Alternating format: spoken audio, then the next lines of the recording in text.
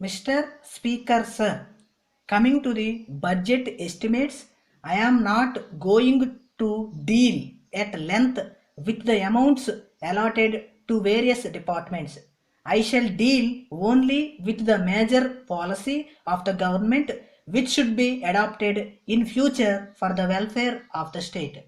In the sphere of education, which could be put down under three categories, namely college education, school education, and primary education. There is shortage of teachers even as we have with regard to food and cloth. It is the case so far as secondary grade trained teachers are concerned.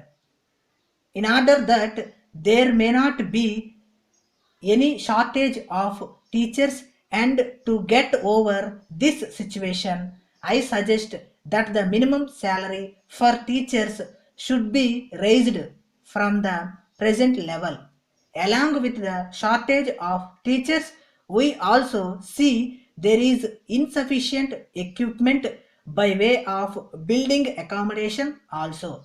A suggestion has been made by some honorable members that the number of pupils to be managed by one teacher should be increased. I think the better course would be to introduce the shift system so that another shift of boys might also receive education without constructing new buildings. In a school building which can normally accommodate 1000 students, we can have 2000 students without constructing new buildings.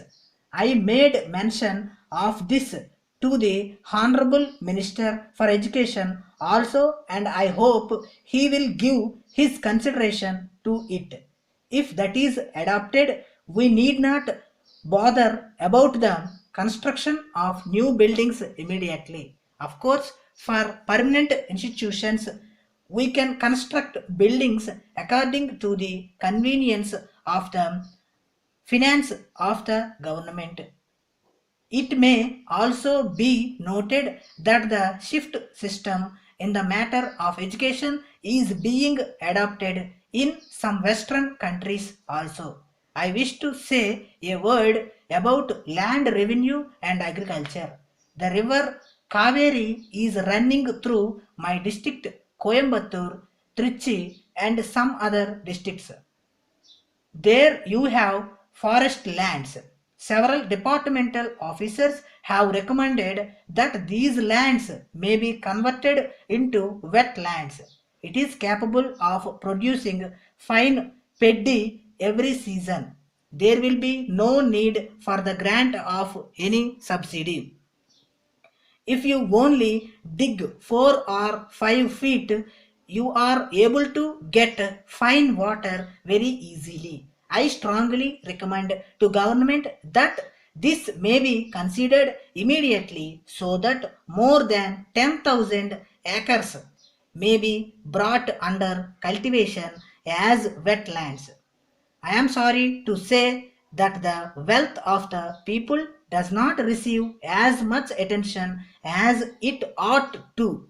Sir, at present, we find that the medical department seems to be an agent for distribution of foreign medicines. They recommend foreign medicines to everybody without taking into consideration their capacity to buy.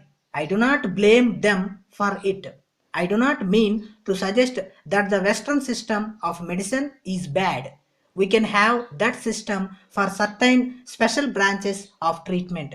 For general medical treatment, people can adopt our own Indian systems which will be more useful and economical than foreign medicines and will be suited to conditions in our state.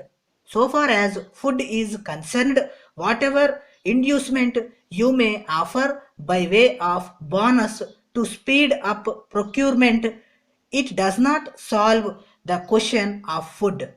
We must see that we are self sufficient in the matter of food and we should not go about seeking food later on.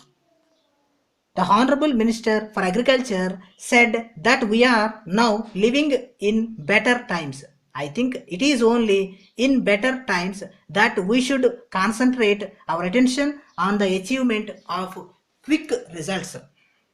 Letter dated 28th May 1981 from the General Secretary, All India Electrical Goods Dealers Association, Madras, to the Honorable Minister for Commerce, Government of India, New Delhi.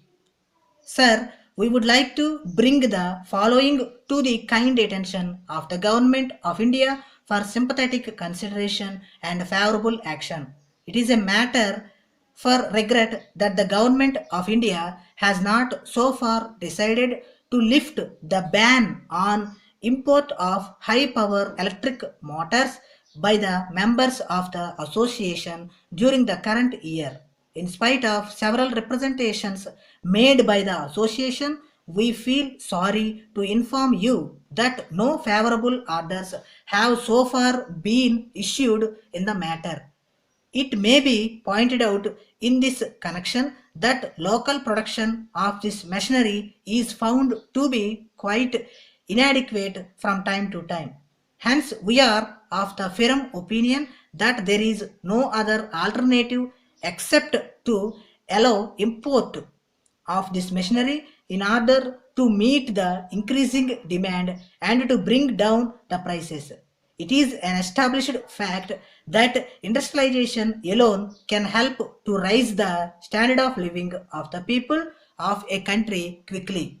In the above circumstances, we earnestly appeal to the Government of India to kindly take into consideration all aspects of the matter and pass early orders to allow import of this machinery by the members of our association.